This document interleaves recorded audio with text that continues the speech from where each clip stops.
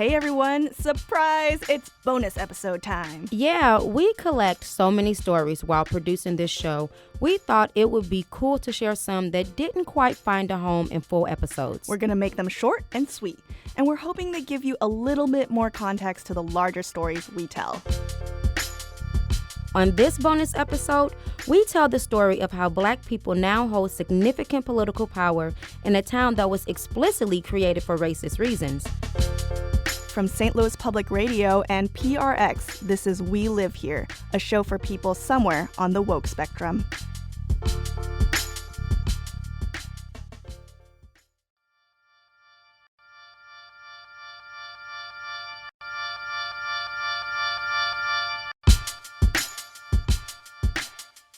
We're going to start this story back in the late 1960s. At the time, a major legal fight was brewing in a small part of North St. Louis County.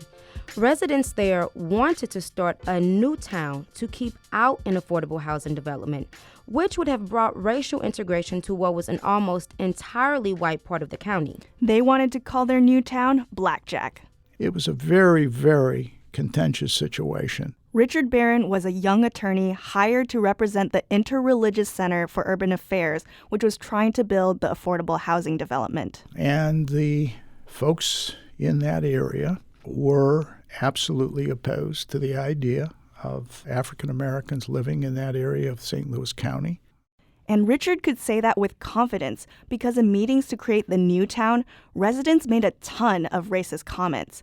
And when Blackjack was incorporated, officials created new zoning rules that said only single-family homes could be built, which stopped the multifamily affordable housing project from being developed.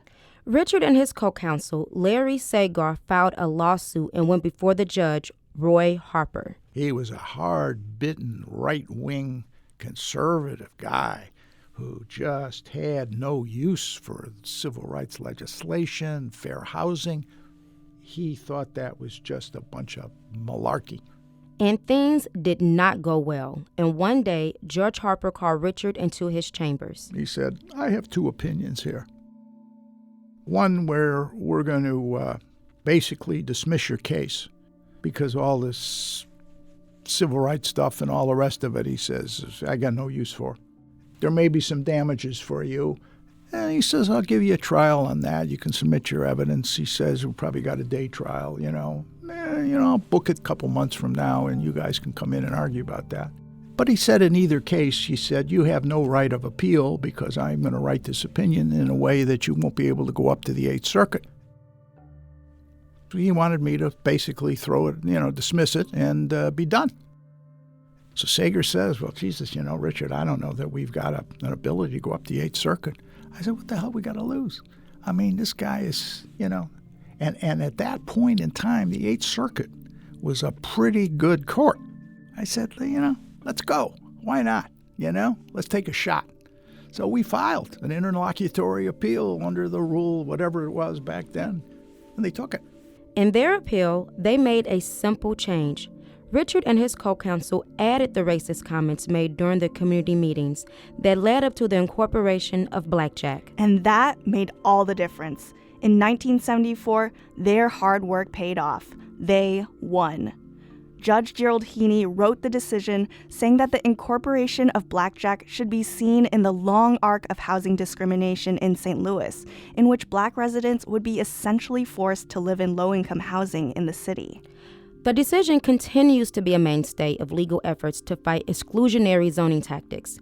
But for Richard, the case took a serious toll. So the city paid some damages. The nonprofit dissolved. No housing got built.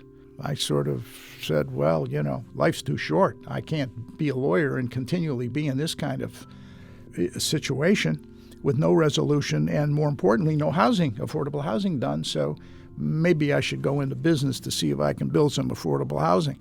Richard would go on to co-found the real estate development company, McCormick Barron Salazar, which focuses on economic integration.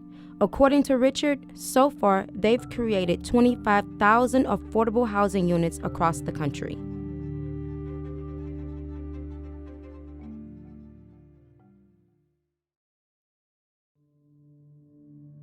Around the same time that Richard was locked in a court battle, Benjamin T. Allen was climbing the corporate ladder at the Edison Brothers Shoe Company.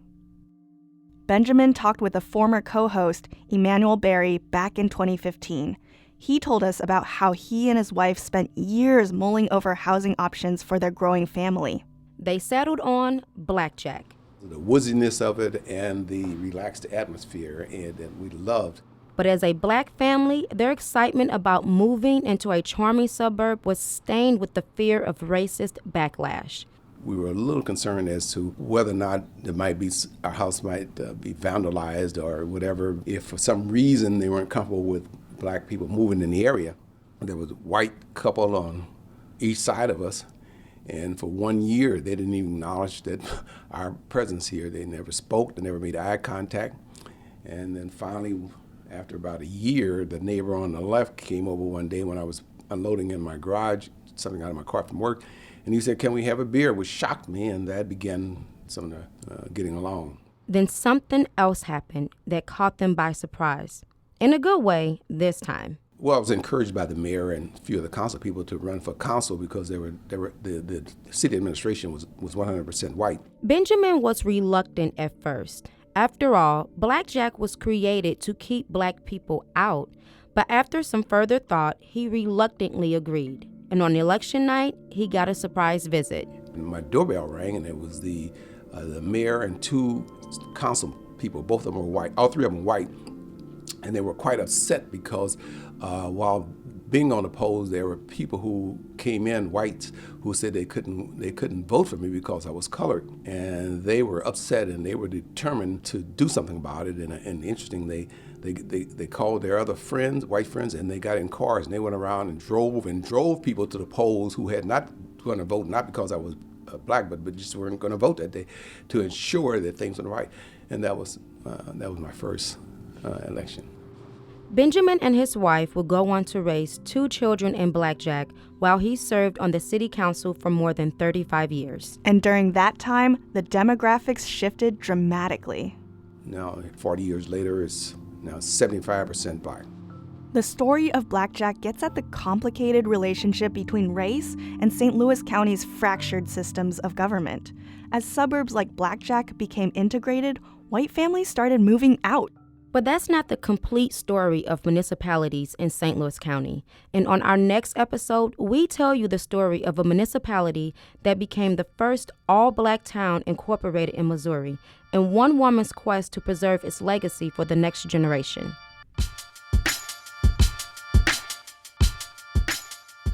This show is produced by me, Jalian. And me, Ashley Renee. Lauren Brown is our associate producer.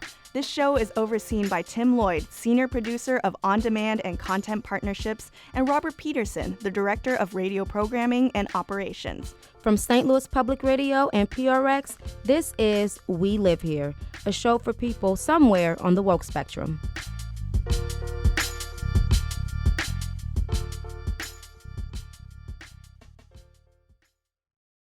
Support for this podcast comes from the Corporation for Public Broadcasting.